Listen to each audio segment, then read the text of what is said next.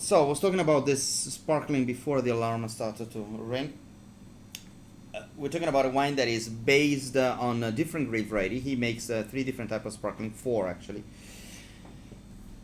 and and the grape varieties are Chardonnay. He's also used Montepulciano in one of them. I don't remember. He used Riesling and Chardonnay, but I'm pretty sure he's making a strange cuvee with some Yes, there was one of them that had like grapes. five grape varieties in it. Yeah, that we really liked it, but it was not available this time.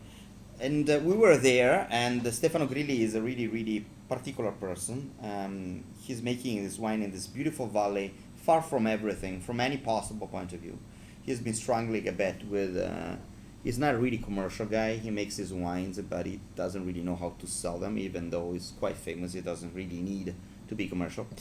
And he was one of the few winemakers that started to make sparkling without adding any extra yeast and sugar in the bottle. So metodo ancestrale, he called it. It means translated with the ancestor method. If you check on Google, you're not going to find a proper description of what does it mean metodo ancestrale. I don't even know what does it mean metodo ancestrale. Roughly speaking, if you have seen some of the videos of other sparkling we try as much as we can to give you wines that are metodo ancestrale. It means that when they do the fermentation process, they don't add any extra yeast in the bottle. How do they do that? They just add some young wine that is not fermented, non-fermented wine in the bottle, so the fermentation will restart. So the wine doesn't have that strong yeasty flavor that most of the cheesy champagne like Veuve Clicquot tends to have. And making a wine with the selected yeast and added sugar, and it's really easy, and at the same time it's really easy to make an even, always the same type of flavor. While when you do an ancestral method, so is a natural fermentation in the bottle, this is a really more complicated. You have to check bottle per bottle. And I remember we were there with Stefano, and he was showing us how to do the gorgement à la volée. I'll give you a really short explanation of what I'm talking about. What do you do that? This is the sparkling bottle, right? I'm going to use another one. Let's say this is a sparkling bottle, right? You put the yeast in it and they start to ferment, or you put some young wine. Then you have the dead yeast. How do you get rid of the dead yeast? You put the bottle upside down. All the yeast will go in this part. You see it actually in the video, so it doesn't really make sense to repeat it. And so the dead yeast are over here, so you have to get rid of it. So you put it in a machine that is going to freeze this part, okay? So then, when you open it, when you take off this crown cap, because all sparkling wines before they have the crown cap, before this one here. So that's the first of the gorgement is called. You get rid of all this dead yeast, and then you fill it with some more wine, or in that case, it's going to be padosé, or even some more yeast if you want an even stronger flavor. And he was showing us how do you make a dégorgement à la volée. That was the way all the sparkling used to be done before they invented the freezing machine system.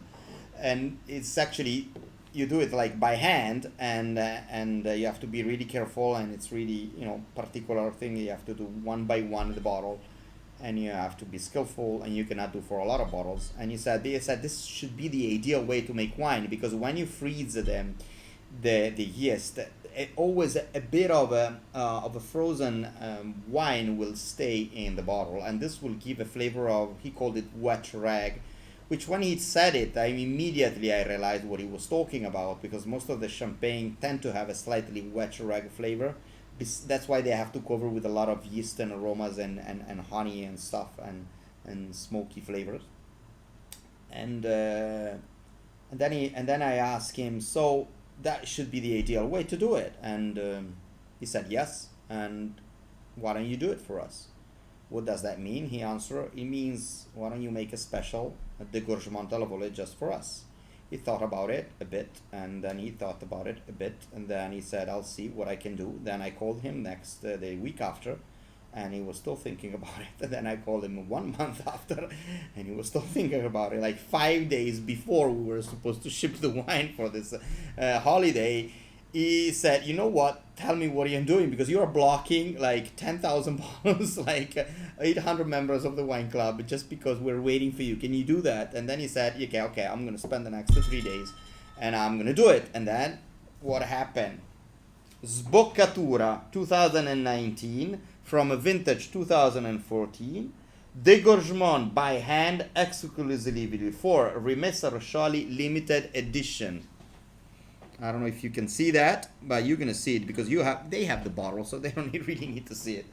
So this is a really special bottle. And you know what, Lindsay, is that for you the same? We just received this bottle from our warehouse where all the wines were, so we didn't try it yet. So maybe it's disgusting. I hope it's good. But take a glass. Okay. That's awesome. Wow. So pure, isn't it? Completely. Totally different wine. Totally different wine. Nice and mineral. No, ma il naso, che pulizia e che For crema. sure. Un For capolavoro sure. sto vino. I agree. È un capolavoro sto vino. Salute. It's a fucking masterpiece. Oh my god. It's soft and dry at the same time with a nice salty finish. Doesn't have the stink of the champagne. Exactly. It doesn't have a single problem with champagne. It's unique. That's why I've stopped Absolutely drinking unique. champagne. Absolutely unique. Amazing. Amazing. Trust me. It is amazing. I would drink Oh my God. this.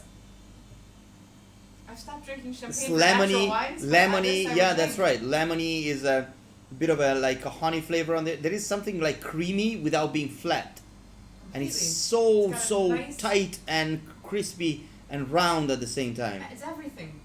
This wine is everything. I don't even know how to place it. I don't Really, either. really It's beautiful. everything. About pairings, this is gonna be perfect with some codfish. It's gonna be perfect with some salmon. It's gonna be perfect with some like meaty oysters, like a Baja California oyster if you come from US, or if you come from France or Ireland or similar. The Regal from David Hervé. I don't usually like oysters and wine I choose and this over sparkling. Cru Yeah. Colonial these days. But don't, you know. She's mentioning a champagne that costs $2,000. And she The said two this is bottles preferred. were kind It of is off. absolutely amazing. Absolutely amazing. Unbelievable. Unbelievable. Really good.